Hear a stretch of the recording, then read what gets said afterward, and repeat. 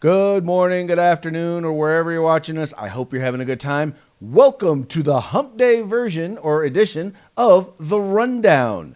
Hump Day!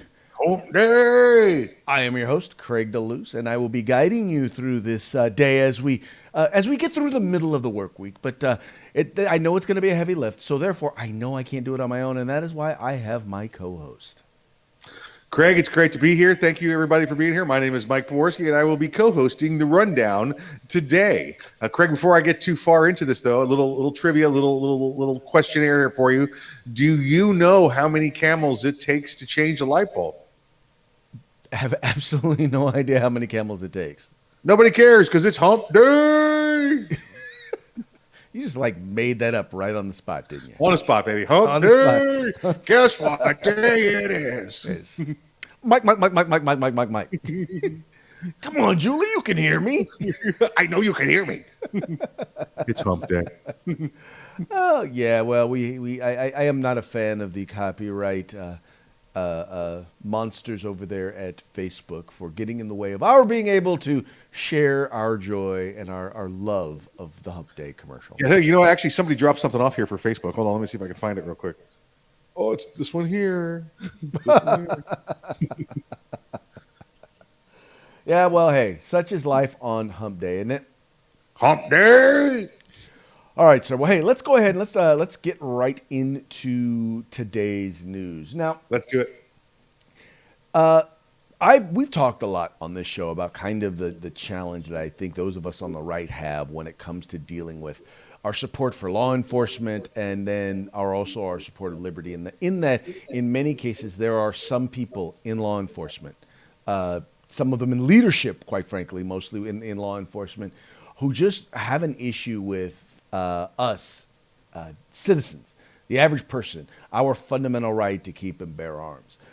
We know the average rank and file law enforcement officer supports the individual civilian's right to be able to keep and bear arms, but we also know that many police chiefs, especially big city police chiefs, and many police unions and police departments actually do not support that fundamental right. They believe that they should determine who is worthy of being able to exercise their constitutional right and who is not. One of those is Mr. Art Acevedo he's the police chief there in Miami. You might recall there was a shooting that took place not too long ago quite frankly, that if he had been doing his job, probably maybe or maybe not, wouldn't have happened. But anyway, we won't get into that. But here's what he had to say about constitutional carry in the state of Texas, a state that he's not even really in. But let's see what he had to say about that.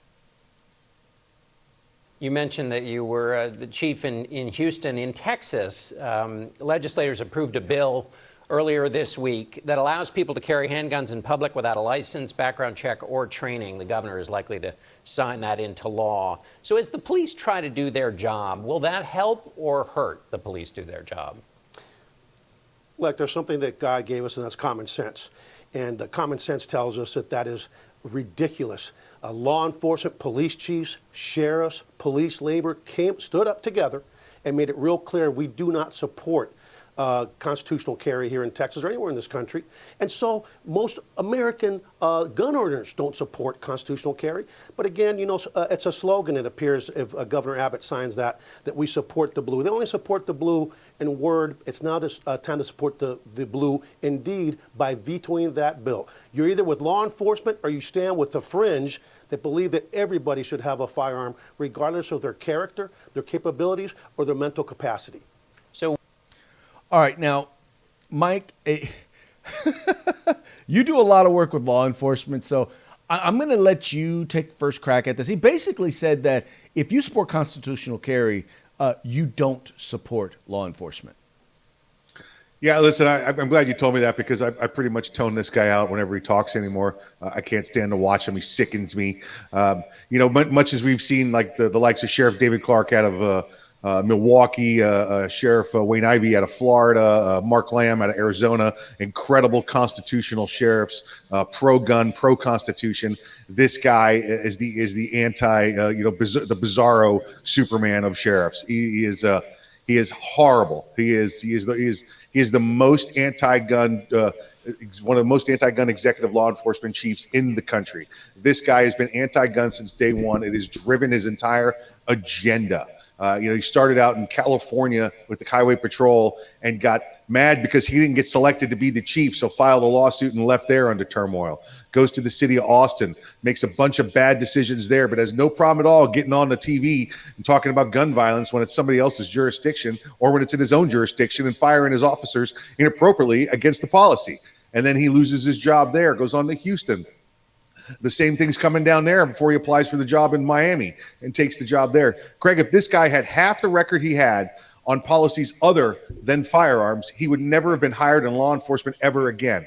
But because he's got this anti-gun, agenda, all of these cities that wouldn't fire an officer that had half of the problems he's had, he gets hired over and over again as an executive so he can go out there and spew his anti-gun garbage. Mike, I'm a little confused about how you feel about this individual. You seem slightly conflicted. He's been on my top 5 list of anti-gun law enforcement executives for years and years and years. He's been right there. And every time this guy opens his mouth, it's more liberal crap. This guy's as dangerous to the country right now as the nominee for ATF, David Shipman. Well, I'll tell you, I'll normally give a police chief a little bit of, the benefit of the doubt, but I'll give them a little hedge only because largely, especially if they work for a big city, they work for a city. They're a government bureaucrat. They're appointed. And they don't necessarily, they may or may not necessarily be expressing their opinion on guns. They may be expressing the opinion of the entity that they work for, which in many of those cases is big city councils. But this guy particularly, it is very, very clear that this guy does not believe in the individual right to keep and bear arms. It is his belief that he is wise enough to say who should get to own a firearm and who shouldn't. Notice how he completely and utterly ignored the idea. He said, well, anybody should just get to have a gun. No, because you still have to go through all the processes to legally own or possess a firearm, right? He wants the right to be able to walk up and just question people willy-nilly with absolutely no rhyme nor reason. Someone would not have been committing a crime, but he just wants to be the right to be able to go up and question them and be able to detain them. The fact is it's not that he has a problem with guns, it's that he has a problem with the Constitution, because the Constitution gets in the way, in his eyes, of him being able to do his job. Right. He does not want to be the police chief of Miami. He wants to be the chief of the Gestapo, is what he wants. He wants to question you. Where's your papers? You cannot have a firearm. Only me, the government, can have one. You are not as smart as I am. The police chief that's been fired everywhere he's worked from. And that's what gets me on this guy, Craig. If any officer had applied at his agency with 1/10 of the amount of complaints or lawsuits against him, they wouldn't even be considered. But because of his anti-gun agenda, these anti-gun cities, liberal cities, continue to hire him. Well, but the thing is, Mike, what law enforcement officer, what law enforcement chief worth their salt would want to work for an entity that would want policies like this? That's just my 2 cents. And I think this also though feeds into, as I like to call, the Californication of many, many other states. We already know that they're working on building a West Coast wall of gun control here in California, Washington State, and Oregon, and Arizona. Now we know that it skipped a few states. Now it's over in Florida, but we definitely know it's taking place here in Nevada, and our neighbors here in Nevada. How do we know that? Well, because we're starting to see anti-gun laws that, quite frankly, when I would lobby in Nevada I was surprised because at least in Nevada, they actually had, at that time, substantive debate and discussion over the effects of these policies. Well, now what we're starting to see, first of all, a ban on home-built firearms there in the state of Nevada, but also an expansion of gun-free zones. Now, Mike, we already know that for the most part, home-built firearms are not being used in crimes. We already know this. We already know also that gun-free zones are target-rich environments for those seeking to inflict a mass casualty event on innocent victims. They're looking for places where they can inflict as much damage and meet as little resistance as possible. They're looking for target-rich environments. And yet and still, we're now seeing those sorts of laws being put in place in Nevada, which, quite frankly, used to be known as the Wild Wild West. Yeah, exactly. Two bills working its way through the Assembly and the Senate there in Nevada. You've got Assembly Bill 286, which, like you said, is they're banning the ghost firearms and any parts associated with a firearm that may be built, any non-serial numbered items. So, Craig, this is going to be just a ridiculous law because they're going to say any parts that could be used to make a firearm. Well, guess what? Everything that you buy for your firearm is a part to use to build your firearm, whether if it's a grip, a flash suppressor, or a handguard, whatever it happens to be. But they're also mainly referring to the receivers here. Spring. Yep, exactly right. Yep. The receiver, and it's got to have the serial number on it. If it doesn't have the serial number on it, it's illegal. And that's their numbers, Craig. Remember, 23,000 illegal firearms received. Yeah, they were illegal because they didn't have the serial number on them in your state, which is perfectly legal. Other than that, they were not involved in a crime at all. And then secondly, the Senate Bill 452, which is the gun-free zone bill. They want to expand the gun-free zones. Folks, I don't know if you know this. You can go into a casino in Las Vegas, in the city limits there, because they have to pay attention to preemption in the state law. If the casino says, you can walk into it with a firearm. If the casino has a sign that says no firearms, that sign has the force of law. You can't go in there with your firearm. Open carry.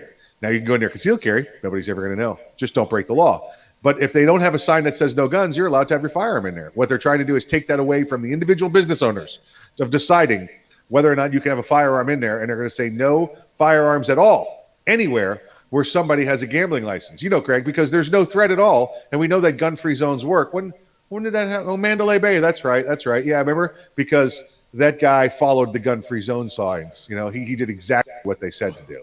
Right. Well, what I don't understand is has there been a rash of shootings by armed individuals in casinos? And I'm going to venture out and take a chance and say no, there haven't.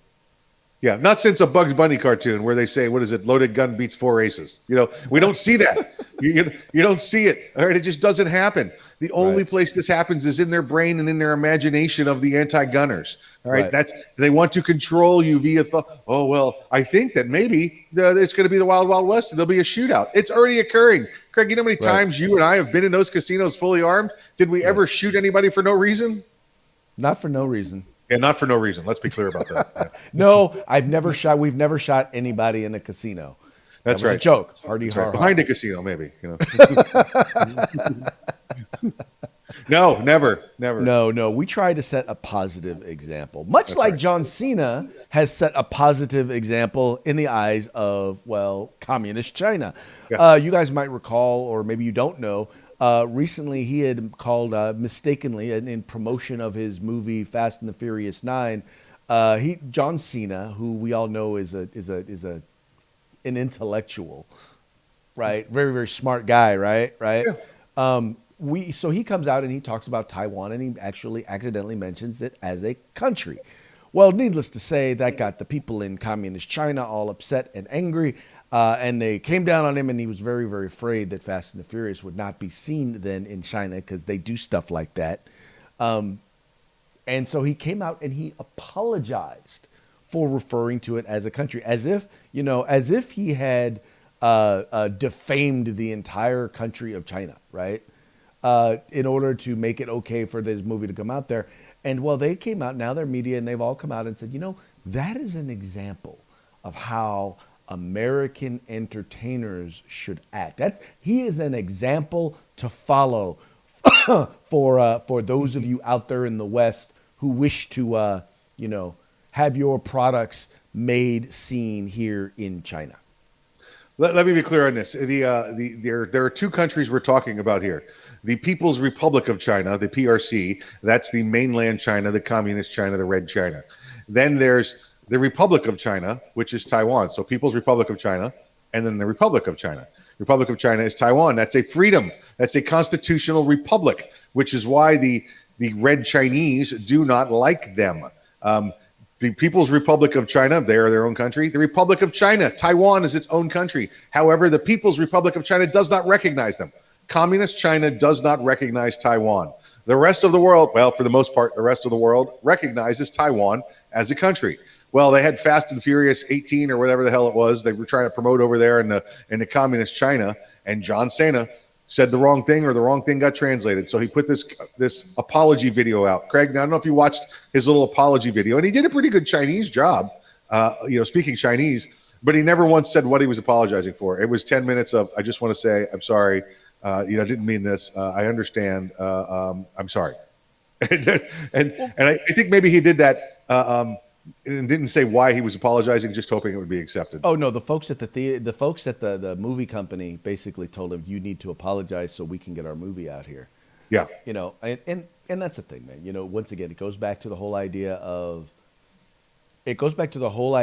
once someone with power says that they are offended, in this particular case China, and we keep watching Hollywood entertainment, baseball, all of these all these folks bend and tech companies bend the knee to China. And the worst part, the thing that bothers me the most about it is these are the very same people who are lecturing us here on quote unquote human rights, the freest nation in the world, right? They want to lecture us on human rights. And you literally have slavery existing right now in China. And yet he's apologizing to China. Yeah, Hollywood made him do it. Again, now there's like you said, people are being pressured into giving these apologies because they're afraid of mainland China, of the communist China. I'm just not sure that John Cena gave a heartfelt apology, and I'm not a big John Cena fan. I'm just saying I watched that, and it's purposely. It does not say what he's apologizing for. It's just 5 minutes of saying I'm sorry, I'm sorry, I'm sorry. I just think what it is he's being forced by the studios to do that. Great.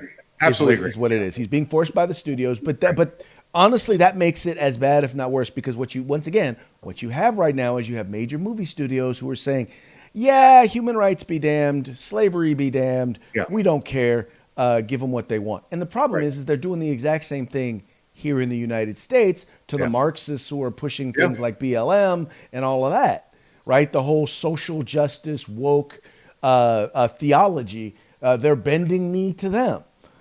Right here in the United States. And once again, whether it's communist China or it's the Marxists here in the United States, it's still squelching freedom of speech and freedom of thought in favor of tyrants.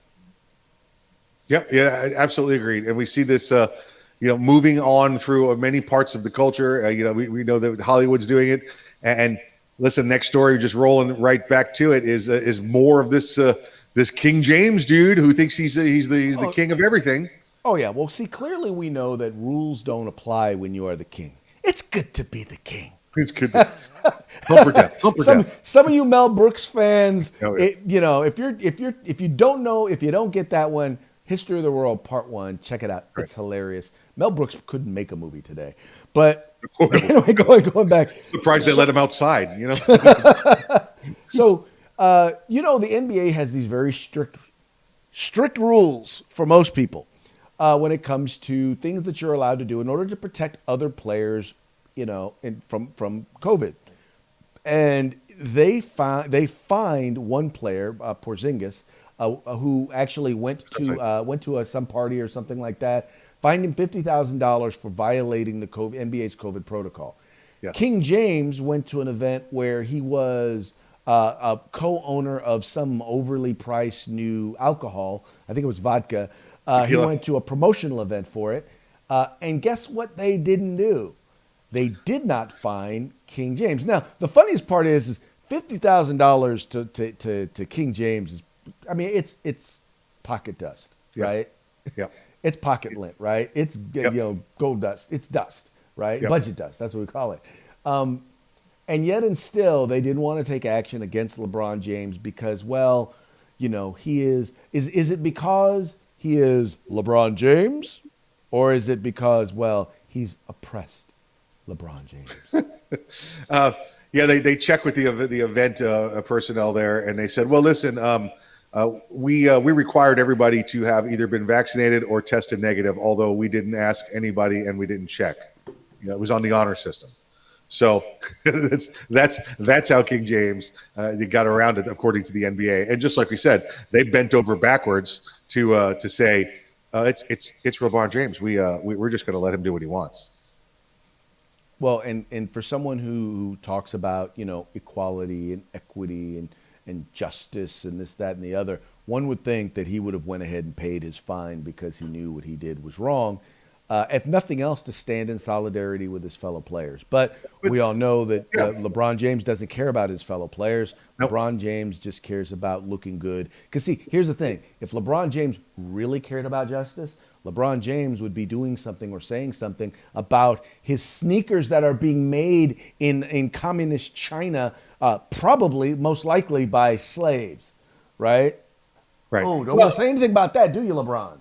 Well, he can't really say anything because listen, the sneakers are very intricate, good designs, and they need tiny children's slave hands to sew those features in there. And you can't get that in America. You got to go to China to get that kind of dedication to slavery. Well, and that's what and that's what's so frustrating, and that's why it's nice to see some people fighting back against some of this stuff and some of this woke ideology. Because we've talked about it on this show where Major League Baseball they wound up pulling the All-Star game from Atlanta because of the new voting laws that have been put in place in Georgia. Now, never mind the fact that they moved it from a city that is probably has one of the largest African American black populations in the entire country. That millions, if not billions of dollars is now going to be taken out of an economy that would benefit a diaspora of people, not just black people, white people, or whatever, but move it to another city that, well, quite frankly, number one, is in a state that has more restrictive voting laws, but number two, move it to a state that, or move it to a place that is a lot less diverse than Atlanta is. Well, the players union, the MLB players union, is actually suing the MLB and the players union are facing a lawsuit regarding it. So the union isn't suing. The union and MLB are actually getting sued. Yeah, and let's be clear on this. This was a minimum of estimated $100 million that was going to help the small business community there in the Atlanta area. Minority owned, majority owned, whatever it was. That small business community. This was an event that was actually going to be put forth as a celebration of Hank Aaron's life, his career, his civil rights activities, everything. And yet Rob Manfred, the commissioner of baseball, takes it out of there the moment he feels a tiny bit of corporate pressure because of the new Georgia voting laws. And like you said, Craig, they moved it from someplace with new voting laws to someplace that has more stringent voting laws. So I don't get that at all, except Manfred was trying to run from pressure and run from corporate sponsors. So now you've got a band of these businesses now together fighting against the Major League Players Union, Major League Baseball as well. And Craig, we've talked about this with unions before, that the union represents, vocally a minority of its members. Well, there are plenty of Major League Baseball players, including some from the Atlanta Braves, that will be joining this. They will be standing up because they already have stood up and said, this is crap.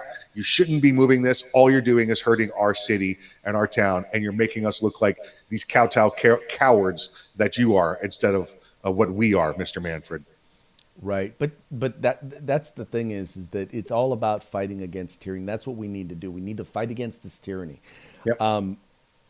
What's frustrating with a lot of this stuff is, and a lot of this quote unquote wokeness, is that you want us to accept the fact that something bothers you as fact. Right now, here's the thing: you have a right to feel any way that you want. Right? I do not have a responsibility. I honestly don't. You have no right to then infringe upon my rights simply because you feel a certain way.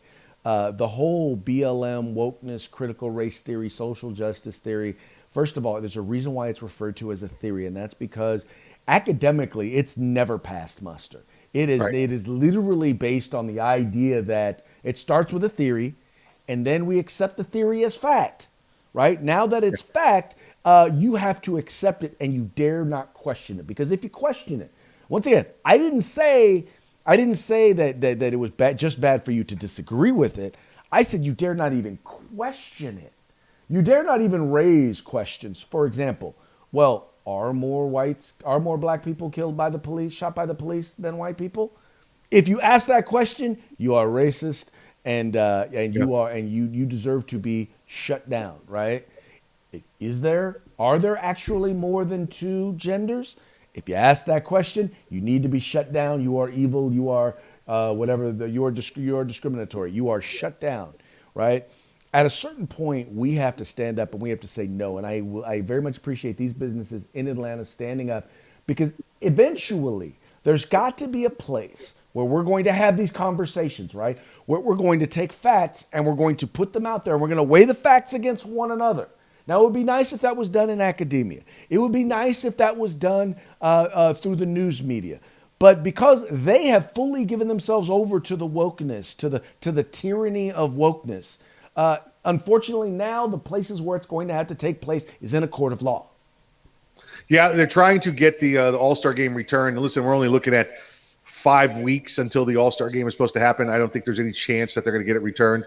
But what's going to probably end up happening is they're going to win this. They're going to get that money awarded to them. Major League Baseball is going to have to play it or have to pay it. Now, Major League Baseball gets its money from the teams. They basically tax the individual teams, the 30 individual teams and owners. So what will probably happen is Major League Baseball will lose. They will have to pay money. They will roll that back to the owners. The owners will have to charge more money for seat prices, for jerseys, for hot dogs in the stands. And it's just like, anytime the government decides they're going to pay for something, you as the taxpayer have to pay for it. Well, guess what? The baseball is going to lose and have to pay this, and you as the baseball fan are going to have to suck it up. So you need to get a hold of Commissioner Rob Manfred and let him know what a jackwagon he is. Because he's the one behind this. This all occurred because him and a couple of other owners, 8 of the other owners, came up with this plan without even talking to the other 22. That's collusion, by the way, when you exclude them and decide these plans unilaterally. Well, exactly. And once again, ultimately, folks, and this is the thing, I know that a lot of people a lot of times say, well, I don't really care about this or I don't care about that. Let me tell you something. All of this stuff politically affects you. And so if you're not engaged, if you're not taking the time to stand up and make your voice heard, well, then someone else is going to make their voice heard. And so it's important that we're all standing up and that we're all fighting, we're all making our voices heard. Now, Mike, I saw you pull out a little item over there, and I know you want to make sure that we're talking about our sponsors, right? You hear that noise? I love that. I know. It's music. It sounds nice. Let the folks know real quick what you got there. From our good friends at Gorilla Machining. Gorilla Machining, they have this AR upper, this 100% this 100% aluminum upper that can go with your 80% lower paperweight. So this is from Grid Defense. This is from Gorilla Machining. It's like chocolate and peanut butter. Oh, they go great together. Okay. So this is going to be awarded to somebody on Friday, on Feedback Friday. The best participant with the comment section is going to win another set of these. I think this will be the 4th one we're giving away, Craig. Yes, it will be the 4th one, and that actually just takes us into our parting shot. Mike, you want to tell us a little bit about what we're looking at here? I do. Listen, we just had we just celebrated Memorial Day where we honored those fallen comrades. This was at a fast food establishment here in it's Northwest Florida, up in the Panhandle in Florida. They normally have this inside the restaurant, but because they're still in an area with they're doing the social distancing and stuff. They wanted everybody to see this, and they knew that the people going through the drive-through make the majority of their customers still. What this is the fallen hero table. This is the missing in action table. This is the fallen comrade table, as it's called. I want to tell everybody what this means very briefly. The white cloth on this table signifies the purity of that service member that went overseas and gave everything they had. The red rose indicates the blood lost from this individual. There's a yellow ribbon you can see there on the red rose. That's for all of us at home wearing the yellow ribbon, waiting for them to come home. There's a slice of lemon on the plate, which signifies the bittersweetness of their loss. There's a pinch of salt on the plate as well, which signifies the tears we've all shed for them and continue to shed. There's a Bible there on the left on the table, whether you're religious or not. It invokes, greater power that we honor here. There's a lighted candle, and I know it's probably outside and it's not well lit, but it is the candle that we continue, the light that we continue to keep lit for them to come home. And finally, there's an inverted glass there on the left, which signifies the drink that they're not able to join us to have. So, and this was by I'm going to say it. This is a Chick-fil-A up in Northwest Florida, and this is so everybody that came through their place on Memorial Day, they moved this table outside so they could see how they were honoring, and they want to honor with you as well the fallen comrades. You know, I think just so often we forget the important things, and we argue over stuff that is less important but less fundamental to who we are. You know, quite frankly, the sacrifice that those who fight for us and fight for us so that we can have the ability to argue and debate over whether it's guns or Black Lives Matter or whatever it is, the fact that we have the ability and the right to have those conversations, to have those fights in the public square, those arguments in the public square, should never be forgotten. And as long as we continue to allow, quite frankly, I will continue to call it tyranny. Tyranny is simply is not allowing people to exercise their fundamental liberties, and our right to free speech, our right to individual liberty, our right to keep and bear arms are all at risk. And as those things are at risk, we basically start to wipe away the value of not the value, but the recognition of the sacrifice that so many of these young men and women have made. And it's important that that as we stand up and in nonviolent revolution, that we understand that you know, liberty is paid for in the blood of soldiers, of those who sacrifice their lives so that we can have it. And anyway, I just wanted to thank you for bringing that forward.